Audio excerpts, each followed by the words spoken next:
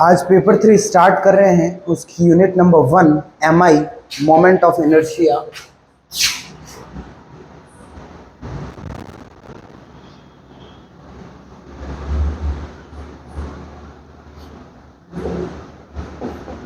MI moment of inertia.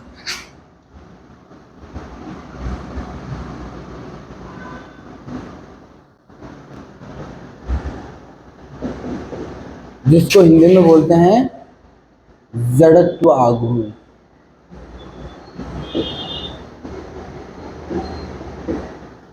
इसको पहले तो मोमेंट ऑफ इनर्शिया बोलते किसको है? मोमेंट ऑफ इनर्शिया कोई जानता है? मोमेंट ऑफ इनर्शिया फिजिक्स में पढ़ा होगा, किसको बोलते हैं? Body's tendency to resist angular acceleration.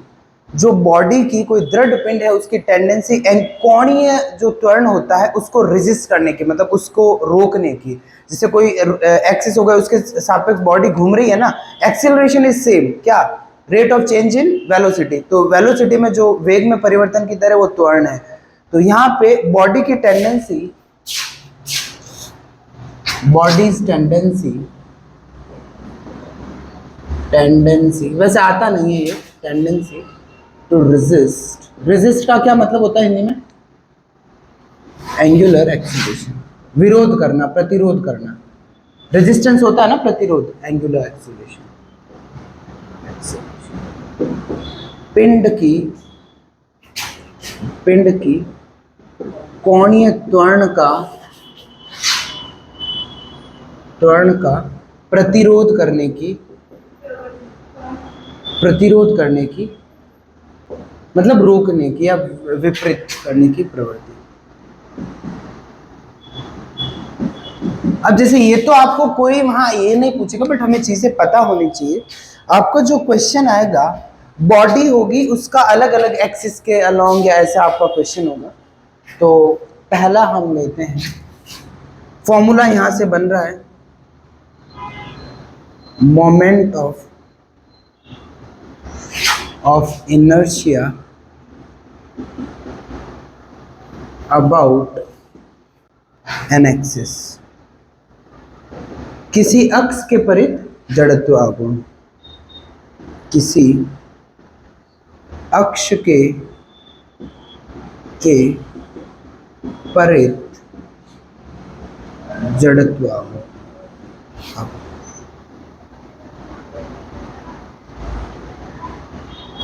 किसी अक्ष के परित, ये आपका मैन हेडिंग है, इस पे आप सारी चीजें होंगी।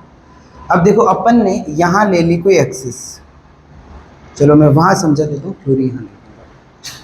ये आपने कोई एक्सिस ले ली, let's say this is A and this is B, is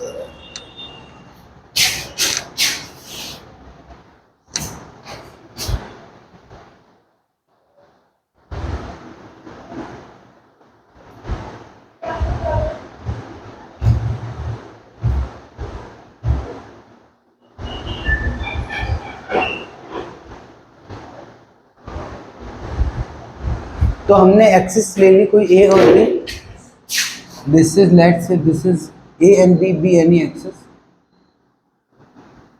ये हमने कोई बॉडी ले ली, ठीक है, कोई rigid body. Moment of inertia about an, moment of inertia of rigid body ले लो, moment of inertia of rigid body. Hindi में इसको बोलते हैं दृढ़ पिंड। दृढ़ पिंड का, किसी दृढ़ पिंड का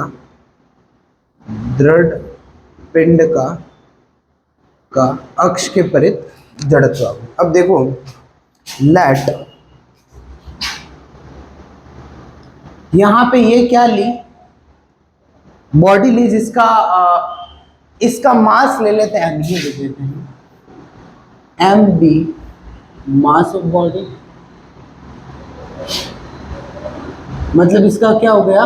द्रव्यमान हो गया, ठीक है। द्रव्यमान कितना हो गया? m उसका द्रव्यमान हो गया, और p यहाँ पे कोई पार्टिकल है, ठीक है।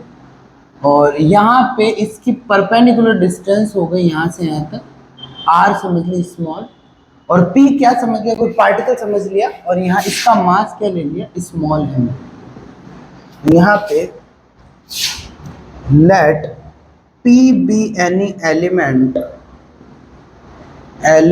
of mass small m। देखो ये स्मॉल m है, बॉडी का मास क्या समझे, कैपिटल। P कोई स्मॉल m द्रव्यमान का कण है। अब इसको आपने कुछ नहीं दिया है, हमें L ले लिया, हमें क्या करना है, हमें इस AB के अलोंग इस P जो स्मॉल पार्टिकल है उसकी MI पहले निकालेंगे, फिर मैं आपको बॉडी की MI बता दूंगा। तो यहाँ पे PL क्या है, ये है perpendicular distance of particle of mass small m from axis. मतलब P पार्टिकल का है ना, उसकी परपेंडिकुलर डिस्टेंस है कहां से, फ्रॉम एक्सिस, जिस एक्सिस के अबाउट MI निकालनी है। तो इज दैट क्लियर। तो यहां पे MI ऑफ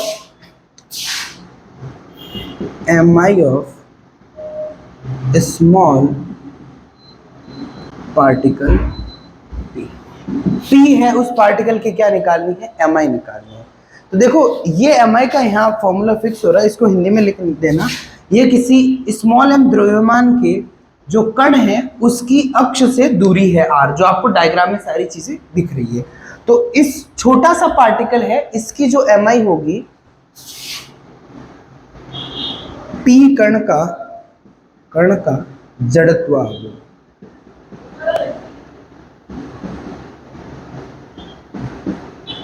इसका जो जड़त्व आघूर्ण होगा वो आपका होगा स्मॉल m और r स्क्वायर। ठीक है। तो अब आपको इसका कोई भी पार्टिकल यहाँ P है, अब सोचना यहाँ पार्टिकल होगा P1, उसका मास m1 होगा, r1 हो जाएगी डिस्टेंस, तो उसकी MI कितनी हो जाएगी बोलो। हाँ बिल्कुल, m1 और r1 स्क्वायर हो जाएगा। कोई पार्टिकल P2 ले लिया, मास m2 ले लिया, डिस्टेंस आ गई एक्सिस से। तो मेरी बात समझ रहे हो। तो ये this is the formula of MI।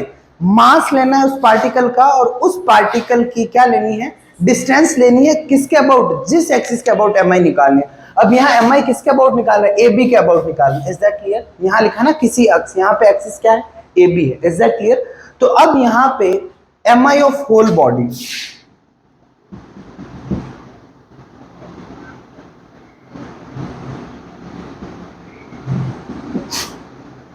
Whole rigid body. Rigid body किसको बोलते हैं, ये वर्ड तो सुना होगा आपने फिजिक्स में, दृढ़ पिंड बोलते किसको है।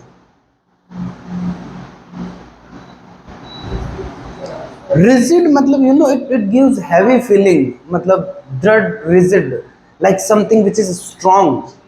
मतलब रिजिड का मतलब जो पार्टिकल्स के बीच में डिस्टेंस है ना, दैट रिमेन अनचेंज्ड, वो सेम रहती है। समझ गए। ऐसे नहीं है कि एकदम वो कहीं पे कॉन्सेंट्रेशन हो गया पार्टिकल का, कहीं ज्यादा वो थिक है, ज्यादा डेंस है पार्टिकल, पास है कहीं दूर, मतलब जो है वो वैसी ही रहेगी। रिजिड का मतलब है।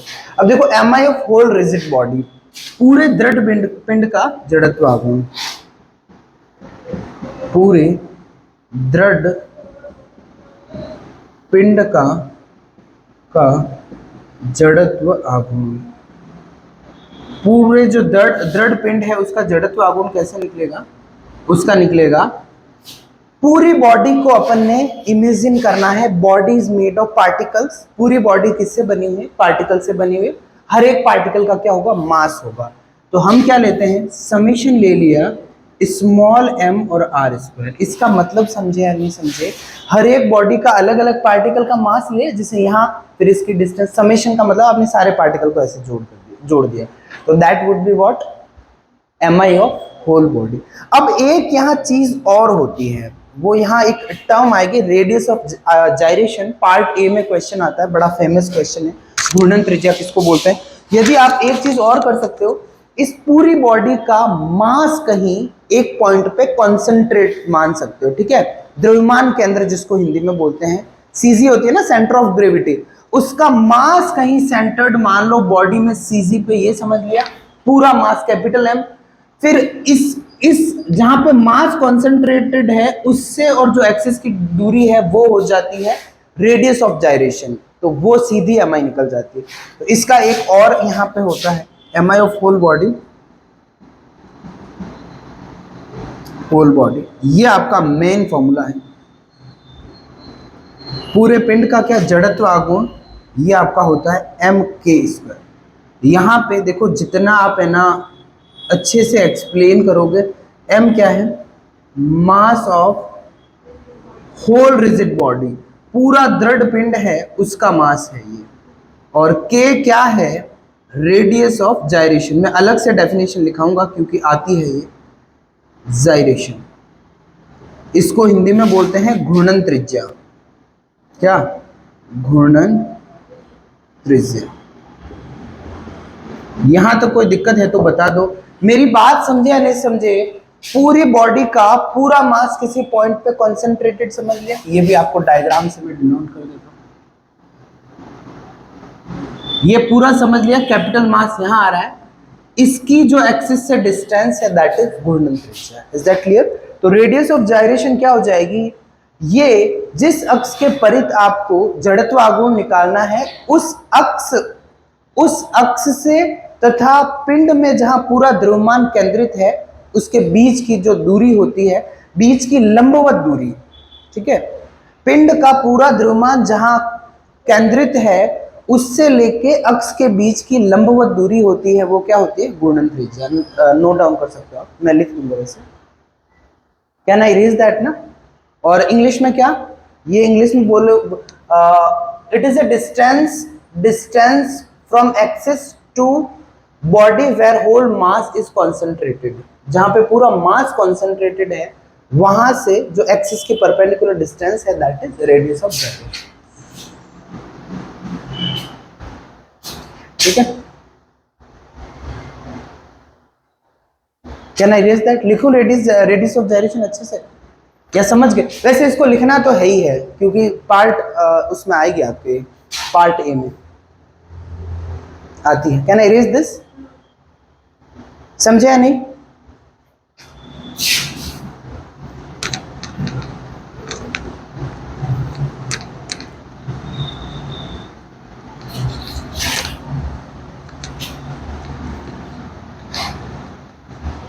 अब देखो रेडियस ऑफ जायरेशन, घूर्णन त्रिज्या इंपॉर्टेंट है। रेडियस ऑफ जायरेशन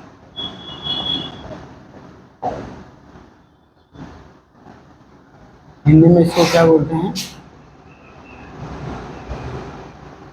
घूर्णन त्रिज्या।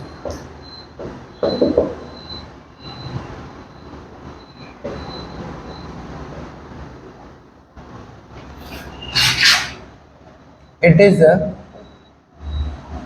इसका मतलब है perpendicular distance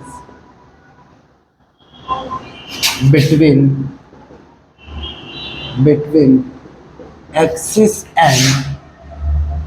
and point in या in between axis and CG of the body. ये ज्यादा सही रहेगा, ठीक है, आपको याद करने में इजी हो जाएगा। बॉडी की सीजी और एक्सिस के बीच की लंबवत दूरी है। इसको और आप लिख सकते हो, it is a distance, perpendicular distance between axis and a point in a body where whole mass is concentrated. यहाँ पे ये लिख सकते हो, एंड इसकी जगह आपको लेंथ लिखना हो, between CG and a point in body where whole mass is, ये डेफिनेशन सीजी की है, where whole mass is concentrated. Is that clear? तो ये अब हिंदी में क्या हो जाएगा, किसी घूर्णन त्रिज्या, ठीक है, घूर्णन त्रिज्या क्या है, ये अक्ष तथा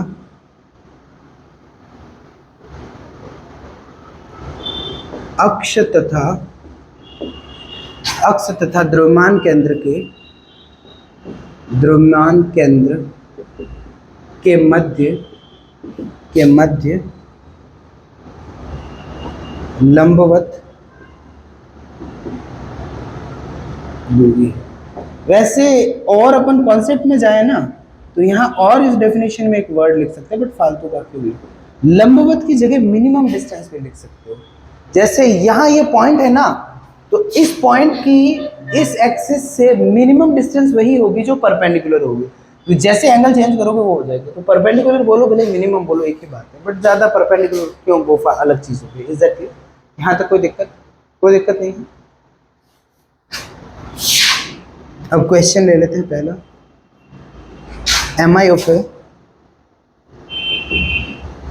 ऑफ अ, चलो पहले मैं आपको एक और चीज बता देता हूँ। वैसे बीच में बताने की है, बट क्योंकि आपकी इंटेलिजेंस को देखते हुए मुझे अलग से एक टॉपिक लेके बताना, बाकी ये क्वेश्चन के बीच की चीज है। रो क्या होता है? डेंसिटी। यहाँ कोई पूछेगा नहीं, 2 नंबर का नहीं आएगा, बस मुझे हल्का सा बता दो। डेंसिटी को रो से डिनोट करते हैं। What is density? Mass upon volume. I expected this and I would say you are wrong. Density word का मीनिंग क्या है? आई कभी भी लाइफ में याद रखना, ये एक इंटरव्यू के लिए बहुत ही क्वेश्चन है और ये मैक्सिमम लोगों में फेमस होता है। मैंने ये नहीं पूछा कि इसका हिंदी में ट्रांसलेशन क्या होता है, मैंने बोला डेंसिटी होती क्या है। इंटरव्यू में जाते हो ना तो ये उछल के बोलने की टेंडेंसी होती है, स्पेशली अपने इस एरिया में। कोई इंग्लिश का वर्ड है कि क्या है, वो उछल के ट्रांसलेट बोलता है, ठीक है, बट ये कभी मत बोलना। डेंसिटी होती क्या है? What is density? सिंपल सा, रटा हुआ नहीं चाहिए, समझा हुआ चाहिए। What is density? तुमने बोला है कि डेंसिटी का फॉर्मूला होता है मास अपॉन वॉल्यूम, ठीक है। अभी भी if you want to change you can. Sure हो? मैं बोल रहा हूं ये नहीं है, आई एम श्योर। देखो डेंसिटी यदि सही मायने में समझो तो डेंसिटी क्या है? डेंसिटी कम होती है, डेंसिटी ज्यादा होती है। ज्यादा किसकी होती है? सॉलिड की, ठीक है। लिक्विड की थोड़ी कम, गैस की। तो मतलब एक समझो, डेंस वर्ड वैसे इंग्लिश में क्या होता है? डेंस मतलब होता है घना। किसी के हेड्स डेंस है मतलब बहुत घने हैं। लड़कियों की होती है ना पोनी टेल, किसी की मोटी होती है मतलब ज्यादा डेंस है उसकी हेयर ग्रोथ। सिटी के लिए ये वर्ड यूज होता है कि like this area is densely populated, मतलब वहां ज्यादा लोग रहते हैं। डेंस वर्ड का मैं मीनिंग समझा रहा हूँ। तो डेंस का ऐसे बोल सकते हो पार्टिकल, ठीक है। यदि ये हो गया this classroom is very dense, मतलब बहुत सारे लोग हैं यहाँ पे। इज दैट क्लियर ना? तो डेंस वर्ड का मीनिंग समझे, इसका मतलब कितना भरा हुआ है। Is that clear? Dense word का मीनिंग आ गया। तो डेंसिटी का मतलब है कोई भी बॉडी का उसको कैसे भरे हुए हैं पार्टिकल, ठीक है। ज्यादा पार्टिकल आ जाएंगे, कम जो रीजन होगा उसमें, तो वो उसकी डेंसिटी ज्यादा हो जाएगी। कम पार्टिकल होंगे। Is that clear? अब तुम बोल रहे हो डेंसिटी का फॉर्मूला होता है मास अपॉन वॉल्यूम। एक दुनिया में आने वाली हर एक चीज का, दुनिया में आने वाली हर एक चीज की डेंसिटी है। इस मार्कर की है, आपकी है, मेरी है, हर चीज की डेंसिटी है या नहीं है? है या नहीं है? वॉल्यूम है, दैट इज, चलो ठीक है। तो मुझे बताओ, let's say this is a plane, ये प्लेन है, दिस इज अ प्लेन। वैसे दुनिया में कोई भी ऐसी चीज है नहीं, इसकी हाइट है, बट फिर भी अज्यूम करो ये क्या प्लेन है। लेमिना होता है जिसको हिंदी में पटल बोलते हैं। लेमिना का वॉल्यूम क्या हो, रेक्टेंगल का वॉल्यूम क्या होता है? यदि मैं रेक्टेंगुलर शीट काटूं तो उसका वॉल्यूम क्या होता है? हैं? तो रेक्टेंगल की डेंसिटी नहीं है क्या?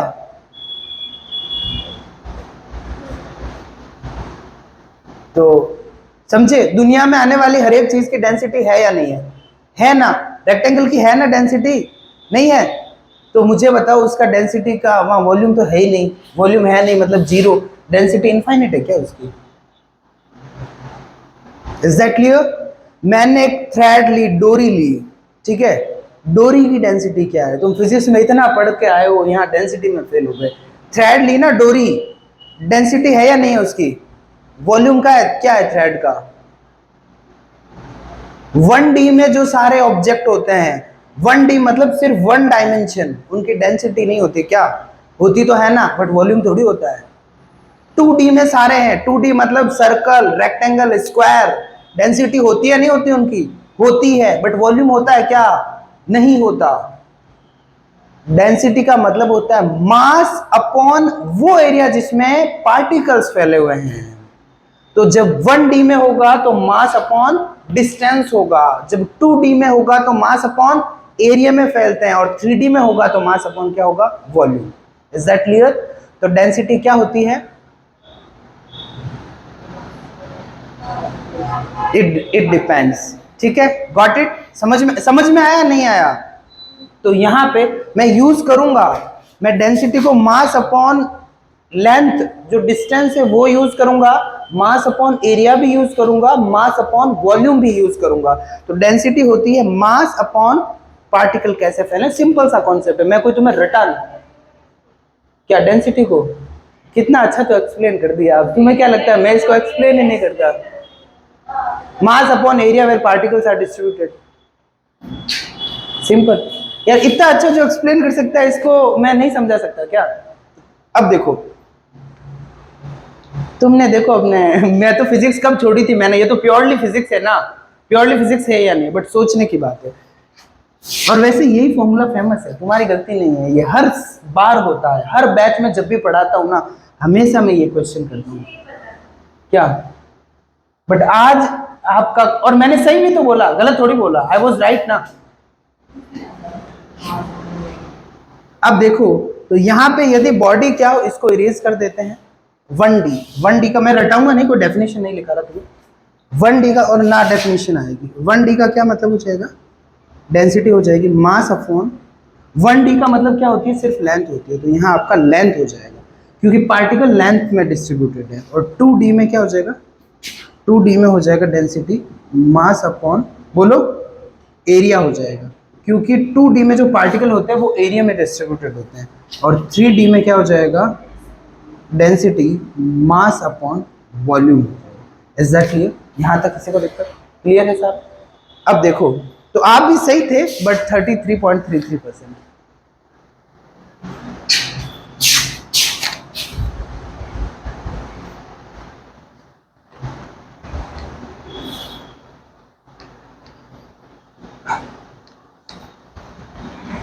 तो आगे कभी भी डेंसिटी का फॉर्मूला चेंज हो तो आई एम नॉट रिस्पॉन्सिबल, ये तीनों फॉर्मूले में यूज करूंगा। MI of a uniform, MI of uniform rod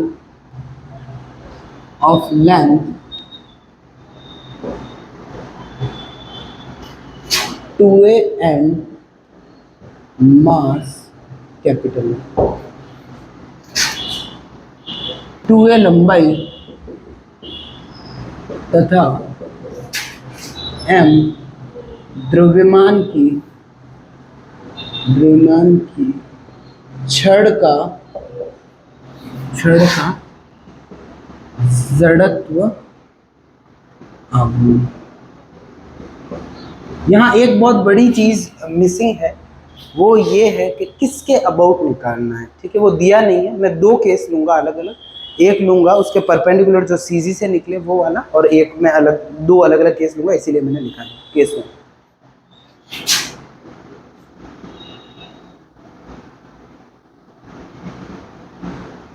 About an axis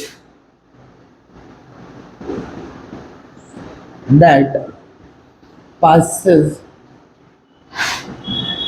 through CG of road and perpendicular to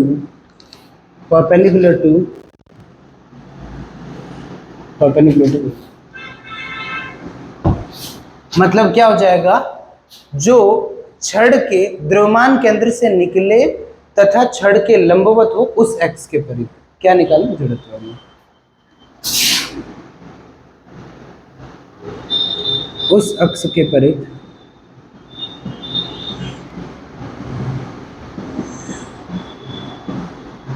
जो छड़ के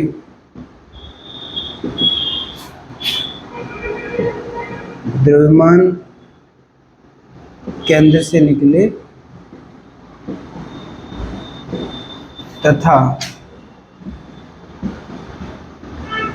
उसके लंबवत हो।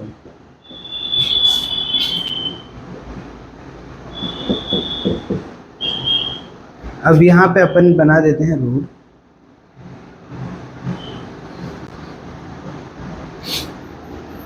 ए B, this is let's say middle point है, ये यहाँ पे जी समझ लिया, ठीक है, इज दैट क्लियर। तो अब इसके अबाउट निकालने, मेरी बात समझे, ये ए बी है, यहाँ से यहाँ तक की डिस्टेंस ए समझ ली, ए समझ ली, क्योंकि टोटल डिस्टेंस क्या है 2a हो गया। यहाँ तक किसी को दिक्कत, मेरी बात समझ में आई या नहीं है। और एक है ना, यहाँ पे मैंने पी क्यू ले लिया, स्मॉल एरिया, जिसकी मोटाई मैंने dx ले ली, dx इज व्हाट, यहाँ की जो चौड़ाई है, और मास ले लिया क्या, स्मॉल है, पी क्यू ले लिया और मास क्या ले लिया, स्मॉल, सारी चीजें लिखो। देखो पहले यहाँ पे आता है एक वर्ड आया है एमआई ऑफ यूनिफॉर्म रोड, ठीक है, एक समान छड़, एक समान, यहाँ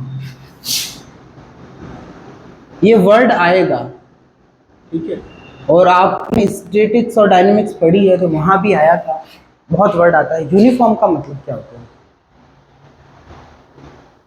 what is meaning of uniform.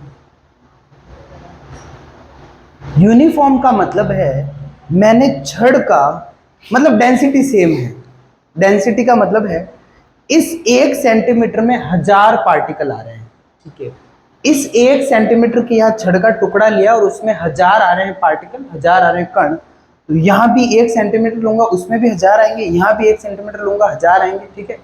2 centimetre ले लिया यहाँ तो उसमें 2000 हो जाएंगे, 3 सेंटीमीटर ले लिया तो 3000, it just work like that, मतलब डेंसिटी सेम होगी। अब देखो यहाँ से एक आपको फिक्स चीज लिखनी है, डेंसिटी लिखनी है, किसकी, डेंसिटी, ठीक है। डेंसिटी क्या होती है, टोटल मास, ठीक है, डेंसिटी को हिंदी में क्या बोलते हैं, घनत्व। तो ये आपका हो गया मास अपॉन लेंथ, हो गई क्या 2a, इज दैट क्लियर। अब मास में यहाँ स्मॉल m कर दूंगा, ठीक है, जो यहां से यहां तक का मास है, तो लेंथ यहाँ dx हो जाएगी, इज दैट क्लियर। मेरी बात समझे, ये जो रेशियो है ना, डेंसिटी होता है मास और पार्टिकल कैसे डिस्ट्रीब्यूटेड है उसका रेशियो। अब तुम्हें ये तो समझा, ये फॉर्मूला समझ में आया ऑलरेडी, तो यहाँ डेंसिटी ये पहले लिखो, हमेशा हर एक क्वेश्चन का फिक्स पैटर्न लिखो। अब यहाँ इसकी थ्योरी लिखते हैं, लेंथ,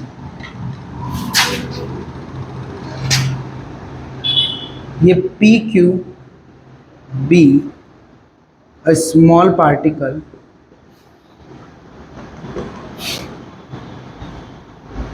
एरिया, एरिया क्या है इसका, सॉरी स्मॉल, मास, मास स्मॉल है, ठीक है, स्मॉल एम मास का कोई पार्टिकल समझ लिया हमने, और कौन सा पी क्यू है, स्मॉल पार्टिकल है और उसका मास कितना है, एम है।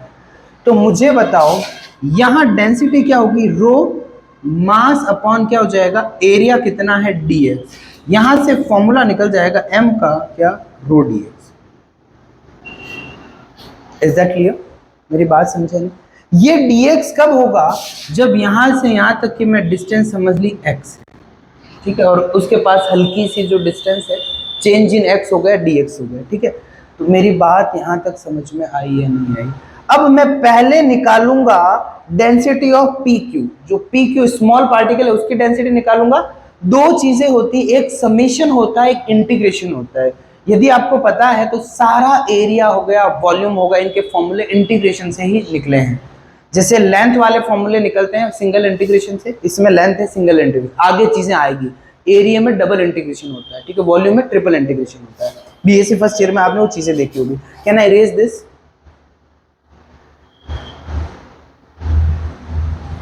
एमआई याद करनी है ये सारी चीजें, क्योंकि आगे भी आएगा, एमआई आपको रिक्वायर्ड रहेगी। किसकी एम आई क्या होती है, फिजिक्स में भी आपको याद करनी पड़ती है।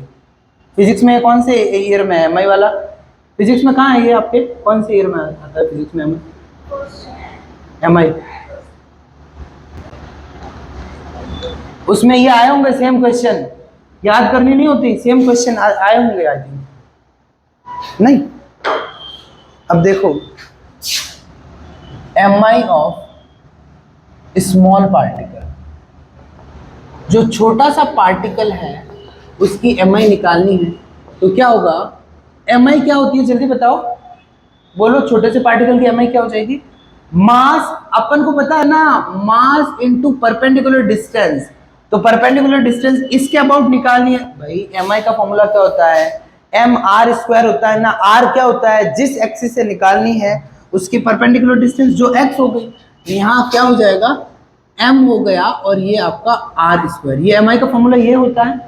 इस केस में मेरी बात समझे या नहीं समझे, इस केस में आपका आर है उसकी जगह तो क्या लिया हुआ है, एम की जगह क्या लिया हुआ बताओ, रो डीएक्स है, ये लिया रो डीएक्स, रो डीएक्स, और आर की जगह क्या लिया हुआ, एक्स स्क्वायर लिया हुआ। अब दो रास्ते, एक तो बॉडी को सारे पार्टिकल से अलग अलग करके ये चीज कर दो जो ह्यूमनली पॉसिबल नहीं है, तो dx हमने ले लिया, हम इंटीग्रेशन कर देंगे M I of whole body, M I of whole body, पूरे जो पिंड है उसका होल बॉडी की जगह होल रोड आ जाएगा यहाँ, उसका क्या हो जाएगा, रो रहेगा, एक्स स्क्वायर रहेगा, dx है। अब यहां पे आओ, रोड में इंटीग्रेशन की लिमिट क्या होगी, x माइनस में जाता जाता माइनस ए इधर और इधर प्लस में बढ़ रहा है तो क्या हो जाएगा, तो माइनस ए से ए हो जाएगा। यदि इसके अबाउट निकालनी होगी जो मैं नेक्स्ट में लूंगा तो वो क्या हो जाएगा, मेरी समझिए 0 से 2a हो जाएगा, इधर इंटीग्रेशन नेगेटिव जा रहा है उधर पॉजिटिव जा रहा है, तो यहाँ क्या हो जाएगा, माइनस ए से ए। ठीक है, डेफिनेट इंटीग्रेशन की एक प्रॉपर्टी है इवन फंक्शन ऑड फंक्शन की, यहाँ लिखा देता हूँ, साइड में लिख देना, कहीं पे भी कॉपी के टॉप में लिख देना, यहाँ मैं लिख रहा हूँ। इवन फंक्शन किसको बोलते हैं, समफलन। यदि f माइनस एक्स वापिस आ जाए fx, ठीक है, इसको क्या बोलते हैं, समफलन। ये इंटीग्रेशन की चीजें हैं जो तुम्हारे पुराने पाप है। ऑड फंक्शन किसको बोलते हैं, f माइनस एक्स क्या आ जाए, माइनस एफ एक्स आ जाए, ठीक है। एक्स स्क्वायर कौन सा फंक्शन है, इवन फंक्शन है, ठीक है। तो इवन फंक्शन में तो यहाँ पे ये माइनस ए से ए है और ये एफ एक्स और ये डी एक्स है, ठीक है। अब इसमें यहाँ दो चीजें होगी, एक एफ एक्स क्या हो जाएगा, इवन, ठीक है, और ए क्या हो जाएगा, एफ एक्स क्या हो जाएगा, ऑड हो जाएगा, विषम हो जाएगा, ठीक है, ये विषम फलन है। तो इवन में तो क्या हो जाएगा, 2 आगे आ जाएगा और 0 से a हो जाएगा, एफ एक्स डी एक्स हो जाएगा। ऑड में क्या हो जाएगा, 0 हो जाएगा। Is that clear? आप सॉल्व करके भी यदि दिक्कत है तो आप ऑड फंक्शन का एग्जांपल बेस्ट है, x ले लो, x क्यूब ले लो, ठीक है, sin x ले लो, क्योंकि sin x में यदि माइनस होता है तो आगे माइनस आ जाता है। cos x क्या है, इवन फंक्शन, ये आपका इवन फंक्शन है, क्योंकि माइनस रखो क्या आ रहा है, एक्स स्क्वायर ही तो रहेगा पॉजिटिव, भाई x की जगह माइनस एक्स रखो, सेम ही तो आना है F. Is that clear? So this is even function. तो यहाँ से क्या कर सकता हूँ मैं, 2 लिख सकता हूँ, 0 से a लिख दिया, रो कांस्टेंट है बाहर ले लिया, ये क्या 2 हो गया, रो हो गया, और एक्स स्क्वायर का क्या हो जाएगा, एक्स क्यूब अपॉन 3 हो जाएगा। यहाँ से अपर लिमिट डालोगे 2 रो एक्स क्यूब की जगह क्या हो जाएगा, 1 मिनट, यहाँ मैंने लिमिट नहीं डाली, रो 2 आ गया, रो आ गया, और ये आपका हो गया एक्स क्यूब अपॉन 3, ये 0 से a तो ये a क्यूब अपॉन 3 हो जाएगा। एम आई कभी भी ऐसी नहीं दिखेगी, रो हटाना है, ये स्टार्टिंग में लिखा है इसलिए था, ये 2 रह गया और ये m अपॉन क्या हो जाएगा, 2a हो जाएगा, a क्यूब अपॉन क्या हो गया 3, 2 से 2 कैंसिल, एक a से एक a कैंसिल, तो ये क्या मिल जाएगा 1/3 ma स्क्वायर। m क्या है,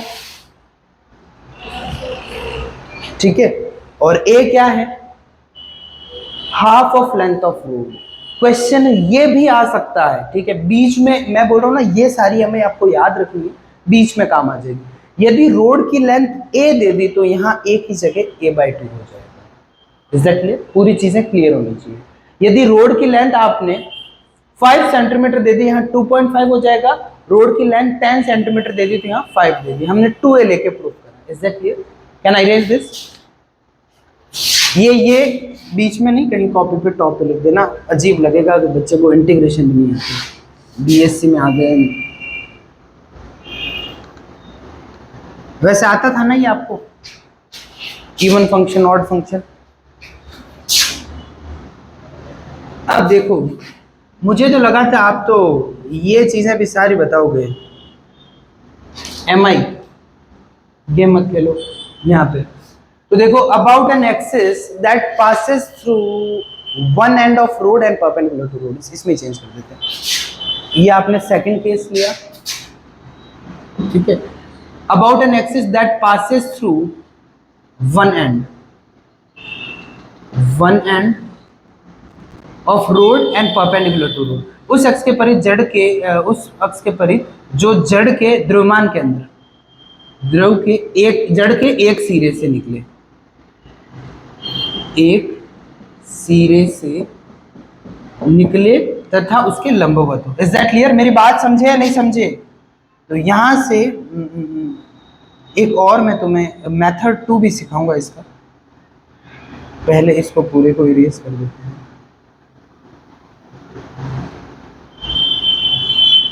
यहां से पूरी डिस्टेंस AB की क्या समझ ली? 2a हो गई। ये इस बार समझ लिया, G डैश समझ लिया, ठीक। अब यहां से आपने ये ले लिया स्मॉल एरिया, dx लेंथ ले ली, यहां से यहां तक क्या ले लिया? x ले लिया। डेंसिटी सेम रहेगी, pq भी small particle of mass small m ले लिया, ये p ये q ले लिया, स्मॉल m मास ले लिया, सेम हो जाएगा रो मास अपॉन लेंथ हो जाएगा, m क्या हो जाएगा? रो dx हो जाएगा। अब mi ऑफ स्मॉल पार्टिकल क्या हो जाएगी? बिल्कुल सेम रहेगी। ये क्या हो जाएगा? इस बार इंटीग्रेशन पूरा एक डायरेक्शन में जा रहा है, तो ये क्या हो जाएगा? 0 से 2a हो जाएगा। Is that clear? तो यहां से ये आपके बाहर आएगा सिर्फ क्या? रो ही आएगा बाहर, और x³/3 होगा, और यहाँ क्या होगा? Is that clear? और यहाँ पे आपका क्या बन जाएगा? 8a³ बन जाएगा।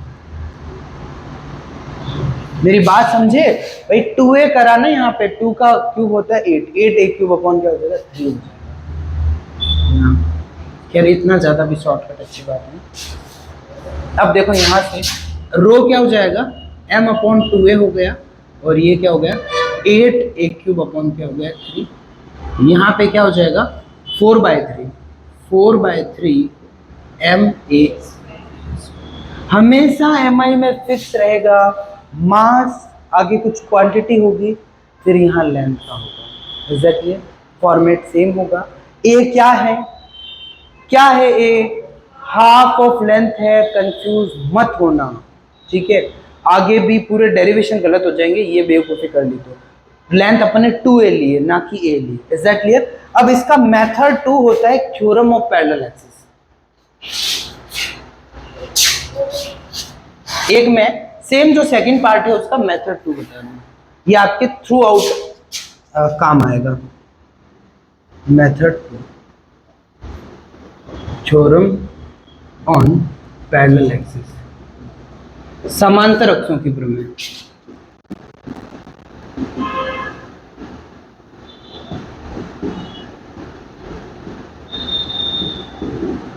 ये क्या बोलती है ये थ्योरम? ये कोई बॉडी, ये रोड ले ली, इसका CG है, उसके अबाउट क्या निकाल दी? MI निकाल दी।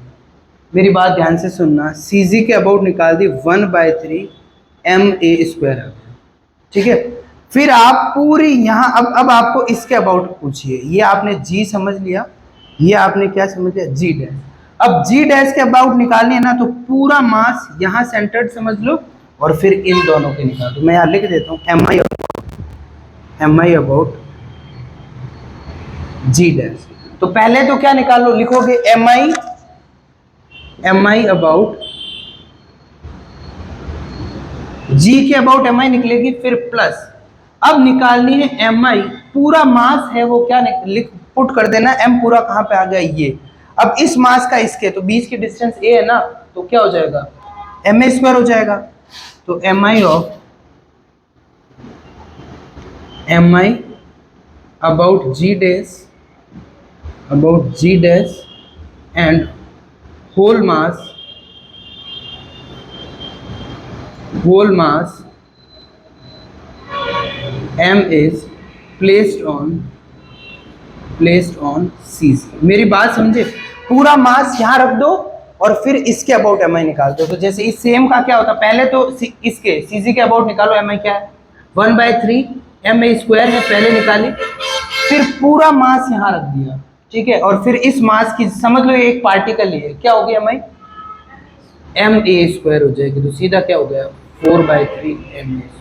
ये इजी है, मेरी बात समझे, मेरी बात समझे। अब यहाँ पे एक चीज और आ जाती कि अपन को ये उस एक्सिस के यहाँ बोल देता एंड से a/2 डिस्टेंस पे। मेरी बात ध्यान से सुनना, एंड से a/2 पे जो एक्सिस निकल मतलब जो अक्ष निकले उसके परितमाई निकालनी है, रोड के क्या और लंबवत, मतलब यहाँ लाइन खींच दी। तो एक तो इसकी हो जाती है ऐड, और फिर यहाँ क्या हो जाता है a/2। Is that clear? कोई भी लाइन हो उसके अबाउट निकल जाएगी। सीजी से निकालने के बाद उसके पैरेलल आने वाली, सीजी के अबाउट निकलने के बाद इसके पैरेलल आने वाली हर एक लाइन के अबाउट निकल जाती। इसको यहाँ इस फॉर्मूले को ऐसे भी लिख सकते हो, whole mass into distance between G और जी डैश जो नहीं निकालनी। Is that clear? ये क्या है theorem on parallel axis. Is that clear? कोई दिक्कत यहाँ तक, कोई परेशानी? बाकी का ज्ञान कर। That was the intro. दिक्कत है तो you can ask now.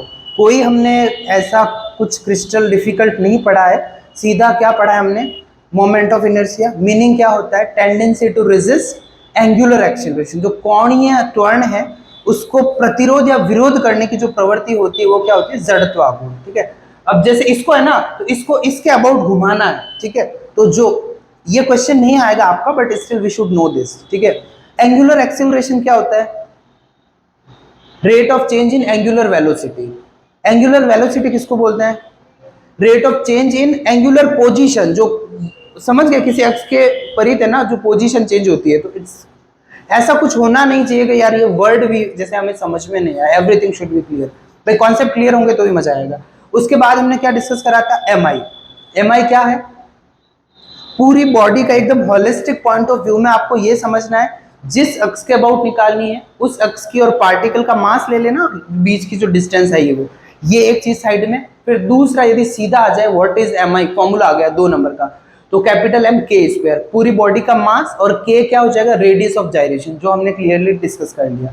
Is that clear यहाँ तक? और डेंसिटी क्या होती है उसका हमने तीनों 1D 2D और 3D में अलग याद रखना। अब बाकी सारी चीजें अब सीधा यही चलेगा नेक्स्ट क्लासेस में। सिंपल सा जो फॉर्मूला है एम आई का हम अलग अलग लेंगे। कल लैमिना लूंगा मैं, ठीक है, ये सर्कल लूंगा, इसकी 1 by 1 सब की क्या निकालेंगे, एम आई निकालेंगे, जो आपको याद भी रखना है, ठीक है। Is that clear? बंद।